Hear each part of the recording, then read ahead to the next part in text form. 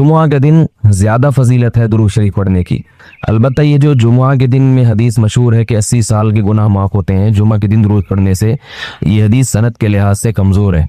लेकिन ये जो मैंने हदीस पढ़ी कि जुम्मे का दिन सबसे बेहतर दिन है, फ़अक्सिरू अलैया मिनस्सलाति फ़ीही, लिहाजा इस दिन मुझ पर कसरत से दुरूद पढ़ा करो, ये बिल्कुल सही हदीस है। तो जुमा का दिन दुरूद शरीफ की इजाफी फजीलत है। आज चूँकि जुमा का दिन है तो इसलिए मैंने कहा कि इस बारे में थोड़ी सी बात करूँ। एक और हदीस में आता है रसूलुल्लाह सल्लल्लाहु अलैहि वसल्लम ने फरमाया, ला तजअलू क़ब्री ईदा वसल्लू अलैया फ़इन्न सलातकुम तबलुगुनी हैफ़ु कुंतुम। फरमाया मेरी कब्र को ईदगाह न बनाओ। जैसे मेलों की जगह होती है ना, मेले ठेले, ईद पे जब सब लोग जमा होकर खुशियां मनाते हैं, तो जैसे मज़ारों पे होता है ना, कव्वालियाँ हो रही हैं और ये मेले ठेले हो रहे हैं आजकल देखा है। तो पहले ज़माने में भी जब कोई नेक आदमी दुनिया से जाता था तो लोग उसकी कब्र पे धरने मार के बैठ जाते थे, और वो मुजाविर और ये सब जो हमारे यहाँ होता है। तो आप सल्लल्लाहु अलैहि वसल्लम ने मना किया कि मेरी खबर के साथ ये कुछ मत करो, अलबत्ता मुझ पे दुरूद पढ़ा करो, और फरमाया कि तुम जहाँ से भी दुरूद पढ़ोगे ये मुझ तक पहुँचेगा। और हदीस में रसूलुल्लाह सल्लल्लाहु अलैहि वसल्लम ने फरमाया, मा मिन अहदिन युसल्लिमु अलैया इल्ला रद्दल्लाहु अलैया रूही फअरुद्दु अलैहि, कि जब भी कोई मुझ पर सलाम भेजता है अल्लाह मेरी रूह को मेरे जिस्म में लौटाते हैं और मैं उसके सलाम का जवाब देता हूँ। अब ये कैसे होता है? चूँकि ये बरज़खी ज़िंदगी में है, लिहाजा इसकी कैफियत में और गहराई में जाने की इजाज़त नहीं है। जैसे अल्लाह बेहतर समझते हैं ये होता है, इसकी हकीकत का हमें इल्म पूरी तरह नहीं है, बरज़खी ज़िंदगी है। और हदीस में आता है रसूलुल्लाह सल्लल्लाहु अलैहि वसल्लम ने फरमाया कि रग़िम अनफ़ु रजुलिन ज़ुकिरतु इंदहु फलम युसल्ली अलैया, उस शख्स की नाक खाक आलूदा हो जाए जिसके सामने मेरा नाम लिया जाए, मेरा तज़किरा हो और वो मुझ पे दुरूद न पढ़े। एक और हदीस में आप सल्लल्लाहु अलैहि वसल्लम ने फरमाया, अल बखील मन ज़ुकिरतु इंदहु फलम युसल्ली अलैया, वो शख्स कंजूस है, बखील है जिसके सामने मेरा नाम आए और मुझ पे दुरूद न पड़े। यानी इतनी बड़ी शख्सियत और इतने बड़े मोहसिन आज़म का तज़किरा आ रहा है और इसकी ज़बान से दुआ भी नहीं निकलती, तो इससे बड़ा कंजूस दुनिया में कौन हो सकता है। एक और हदीस में आप सल्लल्लाहु अलैहि वसल्लम ने एक शख्स को दुआ मांगते हुए देखा जिसने दुरूद शरीफ पढ़े बगैर दुआ शुरू कर दी। तो आप सल्लल्लाहु अलैहि वसल्लम ने फरमाया इसने दुआ में जल्दी की है। फिर फरमाया तुम में से जब किसी शख्स को दुआ मांगनी हो तो पहले अल्लाह की हम्दो सना पढ़े, फिर मुझ पर दुरूद भेजे। कुरान मजीद में भी अल्लाह ने हुक्म दिया, इन्नल्लाह व मलाइकतहु युसल्लूना अलन नबी, कि अल्लाह और उसके फरिश्ते, अल्लाह भी रहमत भेजते हैं और फरिश्ते भी रहमत की दुआ करते हैं। या अय्युहल्लज़ीना आमनू सल्लू अलैहि वसल्लिमू तस्लीमा, ईमान वालो तुम भी मोहम्मद सल्लल्लाहु अलैहि वसल्लम पर दुरूद भेजा करो और सलाम भेजा करो। दुरूद और सलाम में फ़र्क यह है कि दुरूद अल्लाह की रहमत और सलामत कहते हैं कि हर बुराई से, हर मुश्किल से, हर मुसीबत से बचाएं। तो कमाल जब ही होता है जब अल्लाह हर शर से बचा लें और इजाफी रहमतें भी भेजें। तो उलमा ने दुरूद शरीफ की हिकमतों में लिखा है कि दुरूद शरीफ जो अल्लाह ने हमें पढ़ने का हुक्म दिया, इसकी बुनियादी वजह तो सबको मालूम है कि सबसे ज़्यादा एहसानात इस कायनात में अल्लाह के बाद किसके हैं? मोहम्मद सल्लल्लाहु अलैहि वसल्लम। तो आप सल्लल्लाहु अलैहि वसल्लम के एहसानात सबसे ज़्यादा हैं इंसानियत पर। इंसान को इंसान आप सल्लल्लाहु अलैहि वसल्लम ने बनाया, और अहले इस्लाम तो सबसे ज़्यादा उन एहसानात के तले दबे हुए हैं। तो हम कोई भी इबादत अगर कर रहे हैं, दुआ भी अगर मांग रहे हैं, तो ये भी किसकी वजह से तौफीक मिल रही है? नबी सल्लल्लाहु अलैहि वसल्लम, क्योंकि आप सल्लल्लाहु अलैहि वसल्लम ने ही ये सारी चीज़ें सिखाई हैं। तो हर काम में हुक्म यह है कि भाई जिसका एहसान है, जिसकी वजह से तुम्हें ये रहनुमाई मिली, पहले उसका भी तो कुछ ख्याल करो, उसका भी जो है ना अल्लाह से उसके लिए दुआ मांगो ताकि तुम्हारी तरफ से भी कुछ शुक्र हो। दूसरी बात उलमा ने लिखी है कि इसमें हिकमत ये है कि दुरूद शरीफ पढ़ने से तौहीद का अकीदा मजबूत होता है। वो तौहीद, दुरूद शरीफ नबी से दुआ नहीं है बल्कि अल्लाह से दुआ है। किसके लिए? नबी के लिए।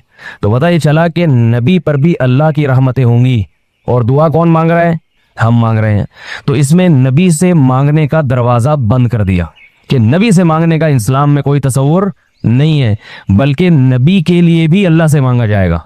तो जब नबी के लिए भी अल्लाह से मांगने का हुक्म है, तो अपने लिए नबी से कैसे मांगने का हुक्म हो गया? समझ में आ रही है बात कि नहीं आ रही? यानी नबी के लिए भी किससे मांगने का हुक्म है? अल्लाह से। तो अपने लिए किससे मांगेंगे? बतरीक़े औला हम फिर अल्लाह से मांगेंगे। तो इससे अकीदा तौहीद मजबूत होता है। और तीसरी बात ये कि उलमा ने लिखा है कि जब दुरूद शरीफ पढ़ें तो इस नज़रिए से ना पढ़ें कि नबी हमारी दुआ के मोहताज हैं।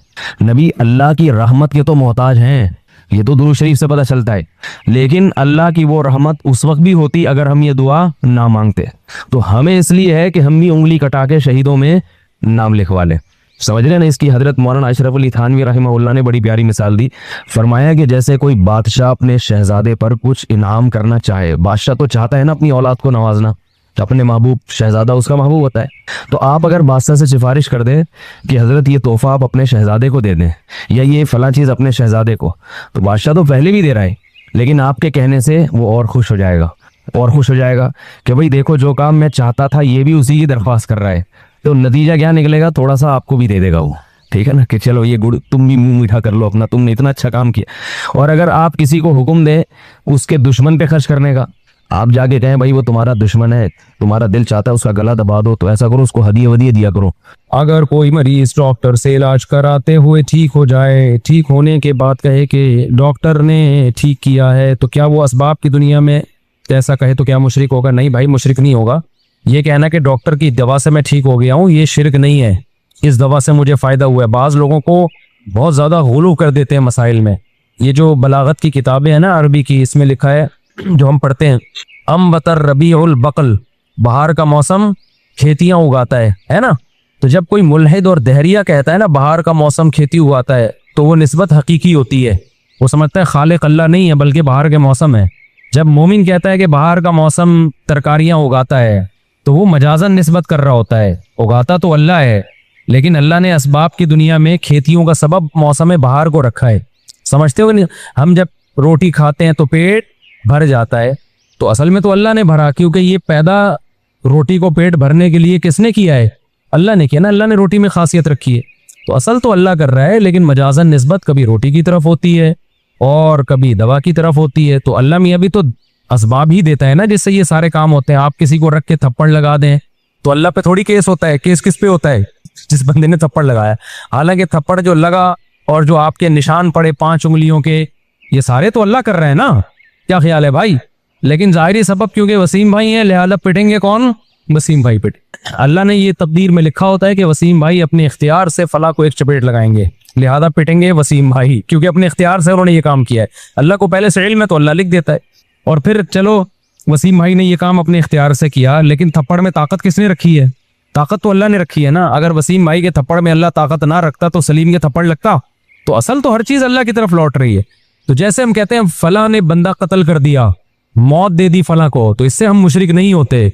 इसी तरह हम कहते हैं कि जी पानी से मेरी प्यास बुझ गई, तो इससे हम मुशरिक नहीं होते। तो ये कहना कि इस दवा से मैं ठीक हो गया या इस डॉक्टर से मैं ठीक हो गया, इससे कहाँ शिर्क का क्या ताल्लुक है? इससे शिर्क का कोई ताल्लुक नहीं है। तो वहमी ना बना करें। बहुत लोग बहुत वहमी बन जाते हैं कि अगर वो हमने यूं कह दिया तो यूं हो जाएगा। कुछ भी नहीं होगा। बाकी मुसलमान वैसे नॉर्मली अल्लाह की तरफ चीज़ों की निस्बत करनी चाहिए ताकि असबाब से नज़र हटे। भाई अल्लाह ने फजल किया, अल्हम्दुलिल्लाह मुझे शिफा मिल गई। और अगर कोई पूछ रहे कौन सा डॉक्टर था, बोले इस डॉक्टर से शिफा मिली है, तो दोनों ठीक है। वहमी ना बने, खुदा का वास्ता। पहले डिप्रेशन के बहुत सारे मसाइल हैं, लोग शिर्क के मामले में भी वहमी बन जाते हैं, तलाक के मसाइल में वहमी बन जाते हैं, तहारत के मसाइल में वहमी बन जाते हैं। नलके को मैंने उस दिन नहीं बताया यूं करके कोनी से वाशरूम का दरवाजा वहमी खोलता है कि वो कहते हैं इतने नापाक हाथ इस दरवाजे पे लगे हैं तो ये नापाक जरासीम। तो वो मैंने मसाइल सुन सुन के ना एक दिन मैं भी यूं करने लगा था। मुझे एकदम ख्याल हुआ कि यार ये मेरे ऊपर भी असर पड़ गया है, लोगों ने मसला इतने पूछे हैं। क्योंकि ज्यादा डेप्थ में जाओगे ना तो जाहिर है कितने लोग इस्तिंजा करके साबुन से हाथ धोए बगैर आ रहे होते हैं, वॉशरूम का दरवाजा खोल रहे होते हैं। तो आप जब हाथ लगेगा तो आप तो बहुत ज्यादा डेप्थ में जाने की जरूरत है ही नहीं। ये अल्लाह ने हाथ दिया है, मैं कोहनियां नहीं दी है। कोहनियां किसी को मारने के लिए दी हैं। कोई बंदा ना सुधर रहा हो ना, जाके साइड पे कोहनी मारो, ये इस काम के लिए। बाकी वैसे वॉशरूम का दरवाजा खोलना चाहिए हाथ धो के। अच्छा, ये मसले जितने बताए जाए वहम और बढ़ता है लोगों का, कम नहीं होता। अब बहुत से लोग देखना कोहनियों पे सेट हो जाएंगे। अच्छा भाई मुफ्ती साहब तौहीद शिर्क के हवाले से बराए मेहरबानी मुख्तसर वजाहत करें कि असबाब के तहत मदद कौन कर सकता है? और ठीक तो अल्लाह ठीक, और गैब की मदद तो क्या लिखा पता नहीं। देखें, असबाब तो अल्लाह ने जो असबाब पैदा किए हैं उनके जरिए काम होता है, और जिस चीज़ के असबाब पैदा ही नहीं किए हैं तो वो सिर्फ अल्लाह ही कर सकता है। अब आप बूढ़े हो जाएं तो डॉक्टर कहते हैं, मेडिकल साइंस कहती है कि आपके औलाद का चांस खत्म हो गया। औरत खास तौर पे, मर्द में तो फिर भी रहता है हिसाब, यानी चांस रहता है, लेकिन औरत में तो बुढ़ापे में खत्म हो गया। लेकिन अल्लाह असबाब का मोहताज नहीं है, वो बगैर सबब के दे सकता है। तो किसी नबी के बारे में, फरिश्ते के बारे में, बुजुर्ग के बारे में ये अकीदा रखना कि ये असबाब के बगैर खुद ब खुद काम कर सकता है, अल्लाह ने इसको इख्तियारात दे दिए हैं, तो ये शिर्क है। अल्लाह कहता है मैंने किसी को इख्तियारात नहीं दिए। जो आजकल के मुशरिक हैं वो गड़बड़ ये करते हैं, वो कहते हैं हम ये थोड़ी कह रहे हैं खुद से इनके पास इख्तियार है, अल्लाह ने दे दिए तो क्या अल्लाह नहीं दे सकता। हम कहते हैं अल्लाह सब कुछ कर सकता है लेकिन अल्लाह देता नहीं है।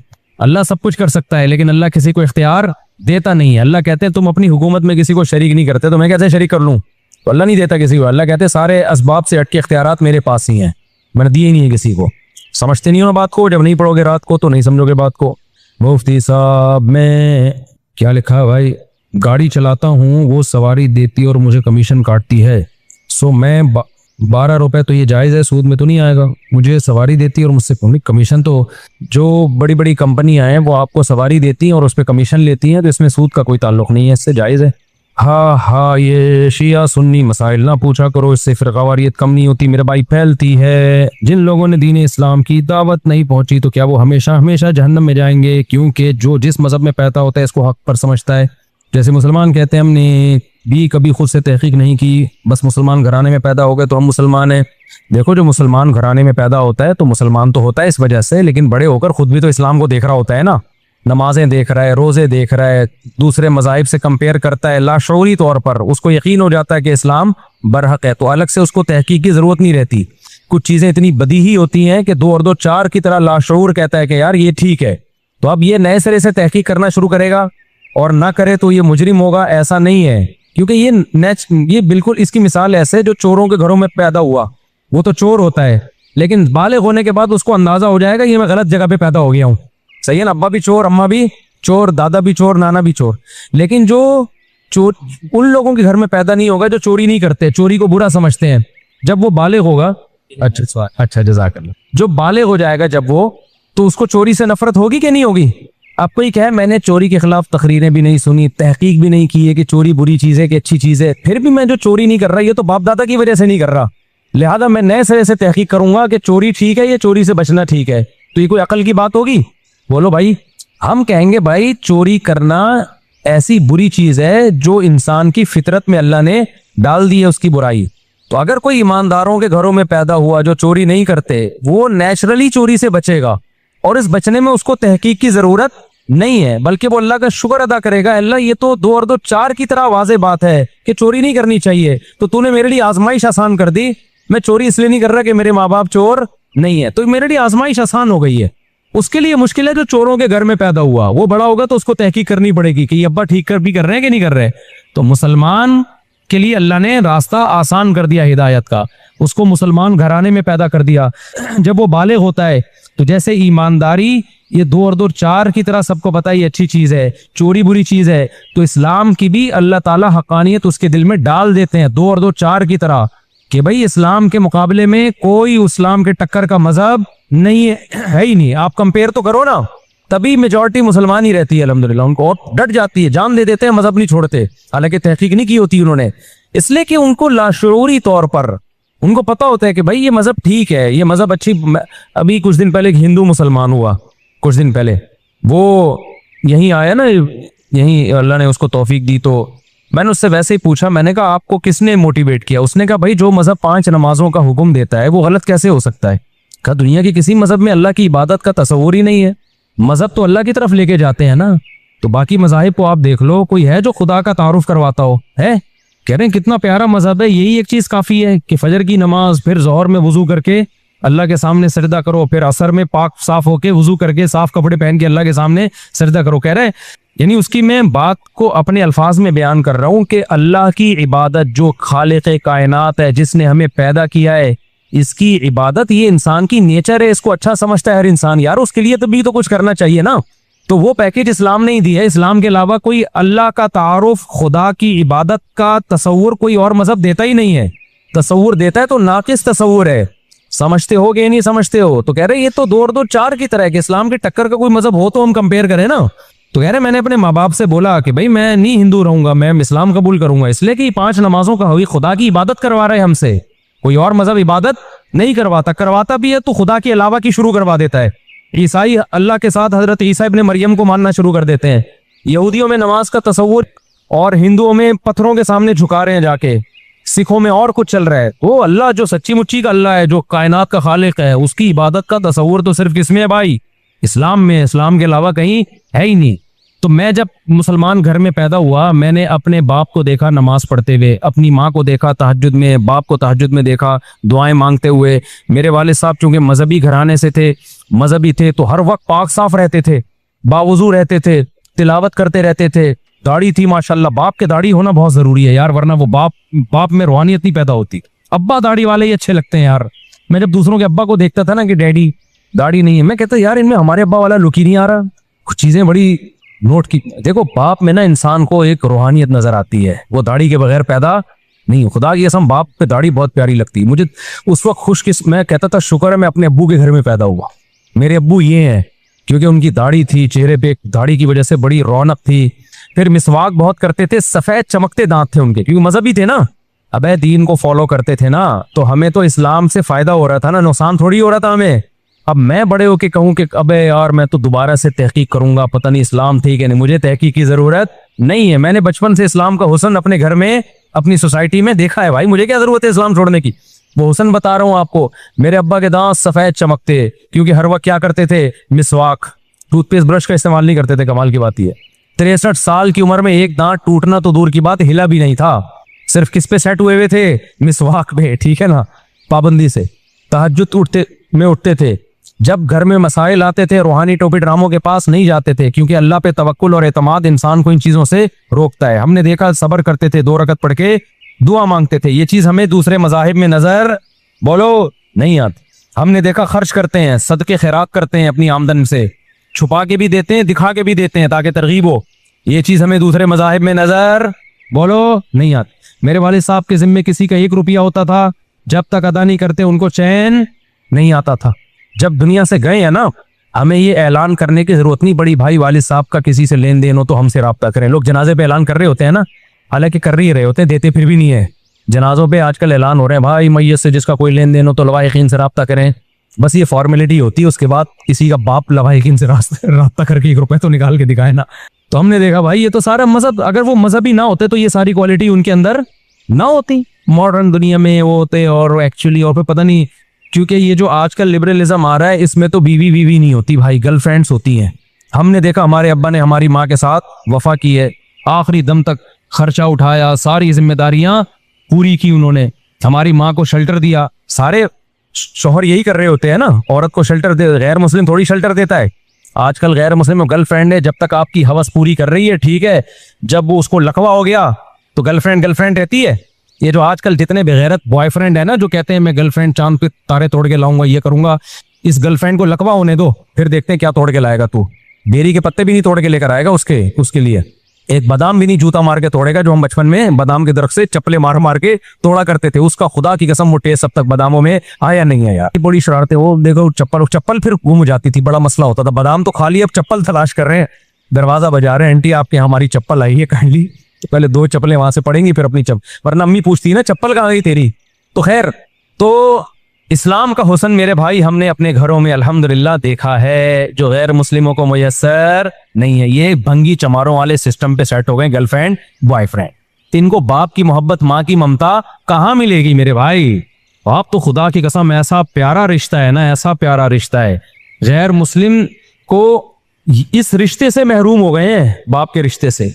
तो हम पर इस्लाम ने एहसान किया है, हमें बाप का रिश्ता दिया है। अंग्रेजों के पास ये रिश्ते नहीं है, क्यों? इस्लाम नहीं है। हिंदुओं के पास भी ये रिश्ते अब खत्म होते जा रहे हैं, क्यों? इस्लाम नहीं है। इस्लाम तो हम पर इतने एहसानात कर रहा है। तो मैं आपको बता रहा था इस्लाम की वजह से हमने अपने घरों में क्या देखा। हमने बहन भाइयों की मोहब्बत देखी, सिला रहमी देखी, फिक्र देखी एक दूसरे की, पर्दा देखा। अल्लाह का शुक्र है हम ज्वाइंट फैमिली में रहे हैं, लेकिन हमारी भाभियां हमारे सामने नहीं आती। हम 4 भाई की टोटल 6 बीवियां, ऐसा होता नहीं है गैर मुस्लिम 4 भाई हैं तो 4 बीवियां ही होंगी। हम लोग क्या अजीब हिसाब चल रहा था। हम लोग अपनी अम्मा के 4 बेटे थे, अम्मा की बहुएं 6 थी उस वक्त। हमारी माँ को 4 बेटों पे 6 बहुएं किसने दी हैं? इस्लाम ने दी है। अम्मा को फायदा हो गया कि नहीं हो गया? अबे नहीं यार इंसान। और अगर मेरे भाई भी इस्लाम को पूरा फॉलो करते तो अम्मा के 4 बेटे होते, 16 बहुएं होती। कैसी वो जो एजेड खातून होती है ना, सासें, तो कैसा ऐश करती। इस्लाम, जो गैर मुस्लिम लोग हैं ना, उनके पास इस्लाम नहीं है तो उनके खानदानी निजाम की ऐसी की तैसी। सास को बहू नहीं मिल रही, बहू मिल रही तो इतनी मॉडर्न स्लीवलेस कपड़े पहन के, वो अव्वल तो बहू मिल ही नहीं रही बेचारों को। बहू मिलती है बुढ़ियां, 40-40 साल में तो जाके कम शादियां करते हैं। तो भाई हमने तो इस्लाम की ब्यूटी देखी है अल्हम्दुलिल्लाह। फजर की नमाजों में हमारे वालिद साहब, हमारी दादी उठी होती थी, तहज्जुद पढ़ रही होती थी। आजकल दादियों के हालात देखो, दादियों में रूहानियत ही खत्म होती जा रही है। दादी दादी नहीं लगती। हमें तो अपनी दादी अच्छी लगती थी क्योंकि उनके हाथ में क्या थी? तस्बीह। बावुजू रहती थी, तहारत का एहतमाम था, मुसल्ला बिछा रहता था और उस पे बैठ के कुरान पढ़ती रहती थी। तो अच्छा लगता है ना घर का ये माहौल भाई। तो ये सब किसने एहसान की हम पे? तो अब हमें तहकीक की जरूरत रहेगी ये सब कुछ देखने के बाद कि मैं कहूँ क्या एक्चुअली मैं तो, मेरे अब्बा चूंकि मुसलमान, मेरी अम्मा मुसलमान, हम मुसलमान घराने में पैदा हो गए, एक्चुअली मैं बड़ा होकर देखूंगा कि क्या? मैं नहीं, मुझे देखने की जरूरत नहीं है। मैंने इस्लाम का हुस्न अपने खानदानों में देखा है, और जो बुराई खानदानों में है वो इस्लाम को फॉलो ना करने की वजह से है। अगर हो, मैं नहीं कह रहा है खानदानों में बुराई, लेकिन अगर है भी तो फॉलो ना कर, पूरा फॉलो करो तो घरों में ऐसे नूर बरसेगा मेरे भाई। तो इसलिए तरावी में इतना अच्छा लगता था हमारे यहाँ रमजान में ना, हमारी दादी बैठी होती, अब्बू ने, मेरे वालिद साहब ने उनके लिए अक्सर चबूतरा बना दिया था क्योंकि वो मुसल्ले पे बैठी थी। आजकल तो ये जो लिबरल सेकुलर लोग आ रहे हैं, इनकी तो बूढ़ों को तौफीक ही नहीं मिल रही अल्लाह का नाम लेने की। बुढ़ियां भी लगी हुई हैं स्लीवलेस कपड़े पहन के ना, आधे आधे कपड़े पहन के बुढ़ियां, अजीब से उनकी ड्रेसिंग है बुढ़ियों की। अल्लाह बचाए यार मॉडर्न बनने की, क्योंकि जिंदगी भर अल्लाह का नाम लिया नहीं, तिलावत नमाज में दिलचस्पी नहीं ली। अब ठरक इनको वो चाहिए जो जवानी में, और बॉडी उनकी जवानों जैसी रही नहीं है, तो ना रूहानियत रही और ना मादियत रही, जिंदगी बर्बाद। तो नई नई जो आ रही है ना मार्केट में बूढ़ियां भी बहुत अल्लाह खतर, और ये नई नस्ल का बुढ़ापा देखना क्या होगा। तो अब्बा दाढ़ी वाले अच्छे लगते हैं भाई, अब्बा लगते हैं यार। हम तो बड़ा अच्छा लगता था, हमारे अब्बा की घनी बबर शेर जैसी दाढ़ी थी, ऐसा प्यारा लगता था। फिर तिलावत करते, आवाज बड़ी जानदार, दांत साफ, दांतों का बड़ा असर पड़ता है इंसान की शख्सियत पे। क्यों, क्या करते थे इस बात समझते हो? बहुत साफ रहो, सफाई। हमें अपने वालिद के जिस्म से एक अलग सी खुशबू सी आती थी। कभी मैंने अपने वालिद के में स्मेल नहीं देखी कभी। क्यों? नहाना धोना, सफाई सुथराई, घर को साफ, बिस्तर को साफ, जो एक मुस्लिम घर में होना चाहिए। तो बाकी अब्बाओं को हमने देखा है, बेटा अब्बा के करीब भी, अब्बा के सिगरेट के क्या आ रही है, बू आ रही है अब्बा से। क्यों? रूहानियत आएगी। आजकल जो अब्बा मार्केट में आ रहे हैं, बच्चों को प्यार करें तो बच्चा तेजाब से गाल जाके धोता है, गुटके खा के तो बच्चों को प्यार कर रहे हैं। ये बेगम के करीब आते हैं, बेगम को उल्टी आती है। एक औरत ने मुझे बताया, मेरा मियाँ गुटखा भी खाता है, पान भी खाता है, निस्वार भी खाता है, सिगरेट भी पीता है, मेरे करीब आता है तो उल्टी करने को दिल करता है। तो इस्लाम है जो है हमें पाकीज़ा निजाम दे रहा है, सुकून की जिंदगी दे रहा है, एक अच्छी लाइफ दे रहा है। तो हम उस इस्लाम को तहकीक करें कि ये सही है कि गलत है। ये नाशुक्री नहीं होगी है भाई। अल्लाह कहेगा अभी भी तुझे समझ में नहीं आ रहा, तो हम जैसे मर्दी नालायक हूं, अल्लाह की से उम्मीद है इंशाअल्लाह इस्लाम को किसी कीमत पे हम कंप्रोमाइज इस्लाम के साथ नहीं कर सकते भाई। है नहीं कोई टक्कर का, अल्लाह ने पैदा नहीं किया। मैं गैर मुस्लिमों से कहता हूँ कुछ दिन आओ, इस्लाम कबूल करके देखो इस लाइफ में मजा कितना है। मजा कितना है, मजे से मुराद रूहानी मजा। फजर की नमाज में कैसी लज्जत होती है यार। मैं तो कहता हूँ एक फजर की नमाज ही ऐसी है जो इस्लाम समझाने के लिए काफी है। जितनी रूहानियत, ऐसा सुकून मिलता है। इन लोगों के सुबह कैसे होती है गैर मुस्लिमों की? उठते हैं, बस उठ के चाय पीते हैं, एकदम ऑफिस चले जाते हैं। हम जब सुबह उठते हैं, हय्या अलस सलाह हय्या अलल फलाह, आओ नमाज की तरफ, अस्सलातु खैरुम मिनन नौम, नमाज नींद से बेहतर। अल्लाहु अकबर, सबसे बड़ा कौन है? अल्लाह है जिसने तुम्हें पैदा किया। कितना अच्छा लगता है सुबह सुबह उठ के मिसवाक करता है, वॉशरूम से फारिग होता है और वुजू करता है, साफ सुथरा होके पाक साफ कपड़े पहन के मस्जिद में जाके अल्लाह के सामने सजदा करता है बाजमात नमाज में। कैसा सुकून होता है ना। उसके बाद फिर अपने कामों का आगाज करता है। तो ये मजे मेरे भाई इस्लाम के अलावा कहीं भी नहीं है। रमजान के रोजे देख लो कैसी रूहानियत होती है। हाय हाय हाय हाय हाय, लेकिन समझ में आएगा नहीं। मैं कहता हूँ इस्लाम आखिरत से पहले दुनिया को जन्नत बना देता है आपकी। वलनुहयियन्नहु हयातन तय्यबा। तो एक अहम बात यह कि अपने लिए दाढ़ी नहीं रख लो, अपने बच्चों दाढ़ी नहीं रखते, अपने बच्चों के लिए रख लो। बच्चे को बाप कौन सा अच्छा लगता है? फादर जो है ना, फादर की दाढ़ी अच्छी लगती है, उसमें बुजुर्गी का एहसास होता है उसमें। तो जैसे ही बच्चा पैदा हो ना, फौरन क्या कर लो, मैं कसम उठा के बोल सकता हूँ बच्चे को बाप दाढ़ी वाला पसंद है। उसमें उसको एक बाप पना ज्यादा नजर आ रहा है। हदीस में आता है कि फिरका जन्नती होगा। तो हम मुज्तहिदीन में जो इख्तिलाफ आए थे, इख्तिलाफात के बावजूद भी एक जन्नती मर्तबे फिरके में आते हैं। जी हाँ, मुज्तहिदीन में जो इख्तिलाफात हैं वो फरोई इख्तिलाफात हैं। वो इख्तिलाफात सहाबा में भी थे। उन इख्तिलाफात की बेस पे ये नहीं कहा जा सकता ये अलग अलग फिरके हैं, वो एक ही फिरके हैं। वो कौन सा फिरका है? मा अना अलैहि व अस्हाबी, जो कुरान और सुन्नत को माने और सहाबा को माने। तो जो इसमें होगा वो जन्नती फिरका होगा, चाहे उनके आपस में नमाजें मुख्तलिफ भी क्यों ना हो, नमाज पढ़ने का अंदाज मुख्तलिफ भी, क्योंकि दोनों किसको मानते हैं? सहाबा को। तो उनमें वही इख्तिलाफ होंगे जो सहाबा में थे। सहाबा से हट के कोई मसला वो बयान नहीं करेंगे। तो इसलिए जो मा अना अलैहि व अस्हाबी पे, मैयार पे जो भी उतरेगा तो जिस नाम से भी वो जन्नती फिरका है, और जो इस मैयार पे पूरा नहीं उतरेगा वो कितने ही अच्छे नाम से हो, बेशक वो अपना नाम जन्नती फिरका ही रख ले, लेकिन वो जन्नती नहीं है, वो जहन्नमी फिरका है। तो नामों को मत देखो, जन्नती फिरके की अलामात होती हैं, उन अलामात को देखो। जिसने अलामत पाई जाएंगी वो क्या होगा, वो जन्नती होगा, चाहे वो हनफी हो, शाफी हो, किसी भी नाम से हो, इससे कोई फर्क नहीं पड़ता। कबीरा गुनाह से तौबा करना क्यों जरूरी है? अगर क़यामत के दिन अमाल तोली जाएंगे तो अगर नेकियां ज्यादा हो गई तो इन्होंने मसला ये पूछा है कि भाई हमारी नेकियां ज्यादा हों और बुराइयां कम हों, तो अगर हमने कबीरा गुनाह कर भी लिया तो कबीरा नेकियां भी तो बहुत सारी की है ना। जैसे गुनाह कबीरा होते हैं तो कबीरा नेकियां भी तो होती है ना। तो नेकियां हमने ज्यादा की हैं, गुनाह कम किए, तो 2-4 अगर कर भी लिए तो तौबा करने की क्या जरूरत है? क़यामत में तो प्लस माइनस होगा, नेकियां ज्यादा हो जाएंगी तो फिर बख्शिश हो जाएगी। तो देखो क़यामत में बार बार मैं बताता हूँ, नेकियां गिनी नहीं जाएंगी बल्कि तोली जाएंगी। बाज दफा एक गुनाह जिसको आप कबीरा समझ रहे होते हो वो ही इतना वजनी हो जाता है कि आपकी सारी कबीरा नेकियों को वो खा जाता है। तो गुनाह करके उस पे अड़ जाना, तौबा ना करना, ये इतना बड़ा गुनाह है कि ये एक ही नेकियां खाने के लिए काफी है। अल्लाह ने ये ऑप्शन दे दिया कि तौबा करके माफ करवा लो, ये कोई कम ऑप्शन है क्या? उसमें भी मौत आ रही है कि तौबा करते हुए, तो इस पे अल्लाह को गज़ब आ गया।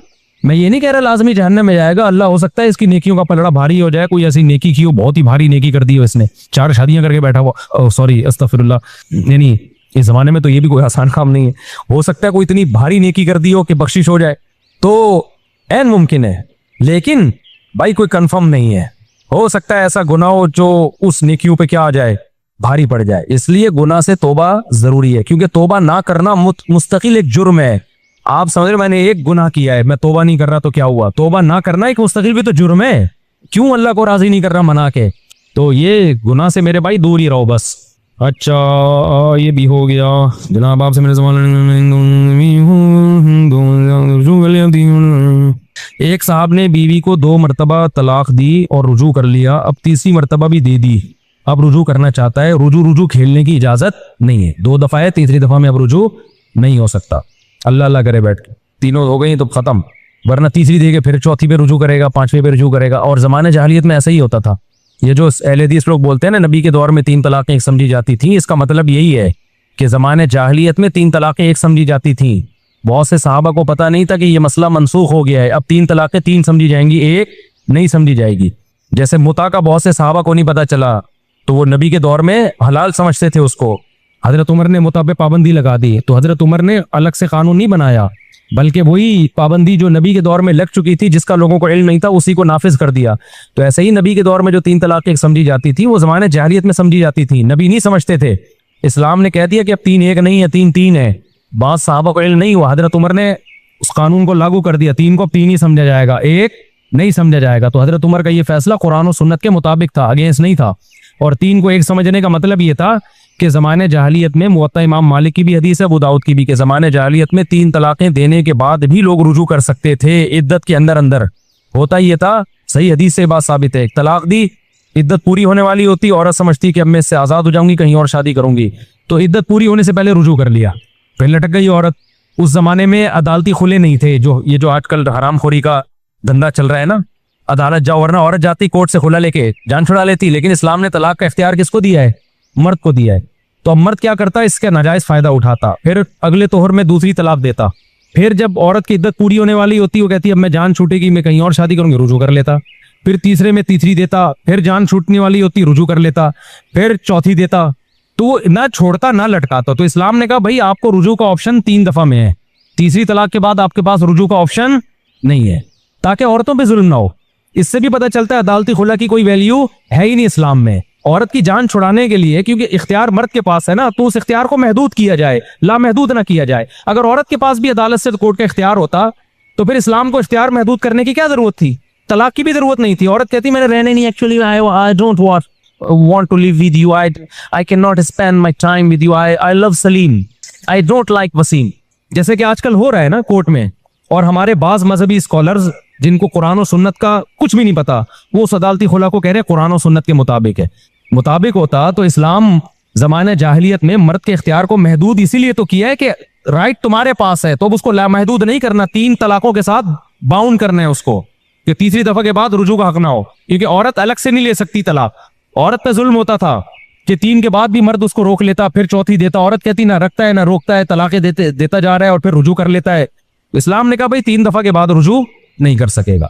तो अगर ये औरत को भी अदालत से, कोर्ट से खुला का हक होता, एक तरफा खुला जिसे कहते हैं, तो फिर इस्लाम को इस तकल्लुफ की जरूरत क्या थी कि भाई कि 3 के बाद। इस्लाम कहता भाई उसने तो रहना होगा तो 3 के बाद, 4 के बाद हो या 1 के बाद हो, नहीं रहना होगा तो नहीं रहेगी, उसके पास तो वैसे ही हक है, कोर्ट से जाके खुला ले ले। तो ये इसलिए कि कोर्ट के पास ये इख्तियार नहीं है। आजकल के मजहबी स्कॉलर में इतनी सेंस तो है नहीं, और ये उलमा पे एतराज करते हैं, इतनी सेंस तो है नहीं, जो नए नए उलमा के अलावा जो मजहबी स्कॉलर्स आ रहे हैं।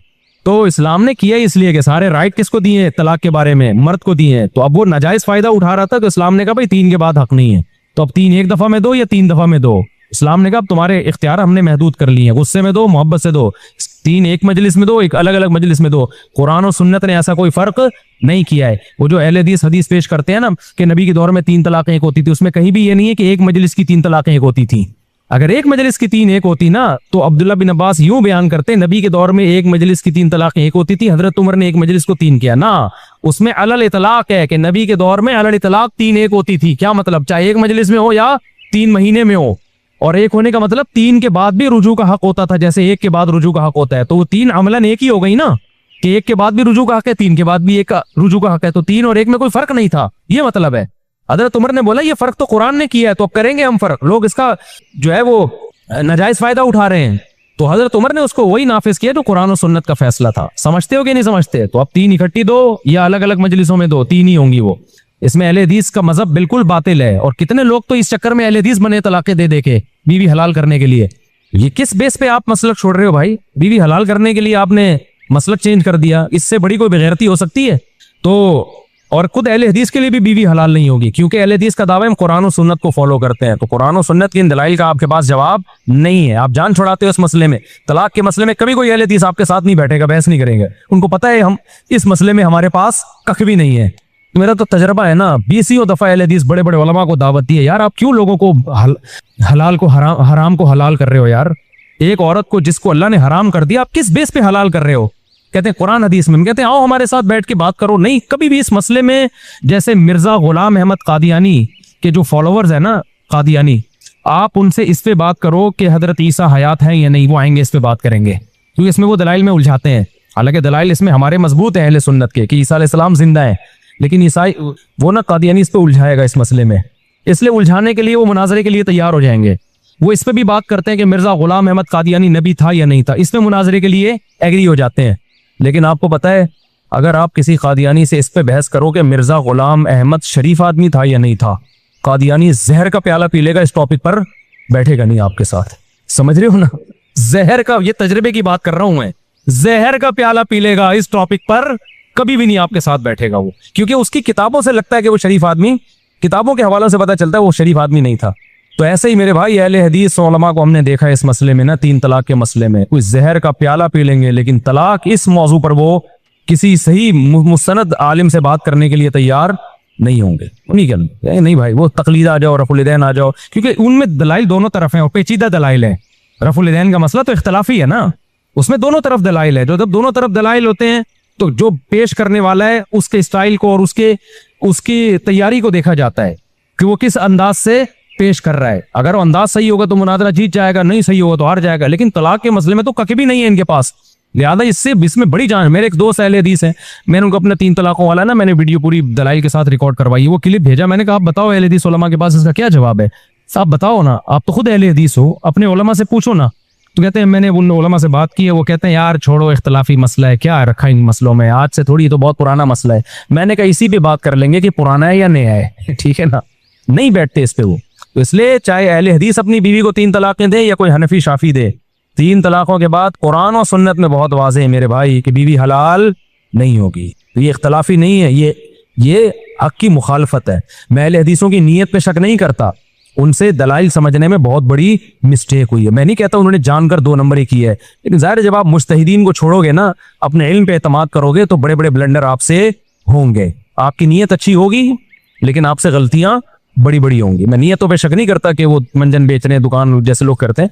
नियत कुरान और सुन्नत को फॉलो करने की होगी, लेकिन इस में उनसे बहुत बड़ी गलती हुई है। अच्छा मेरे भाई, हमारे वालिद खुद मुफ्ती हैं, लेकिन जब शादी का कहता हूं तो थप्पड़ मारते हैं, कहते हैं आप कुछ कमाओ, लेकिन मैंने घर बनाया है। इसके बारे में देखो मुफ्ती हो या आपके अब्बा डॉक्टर हो, शादी अपने खर्चे पे होती है। अब्बा ने थप्पड़ लगाया एक, अगर मैं आपका अब्बा होता तो 2 लगाता आपके, समझते हो?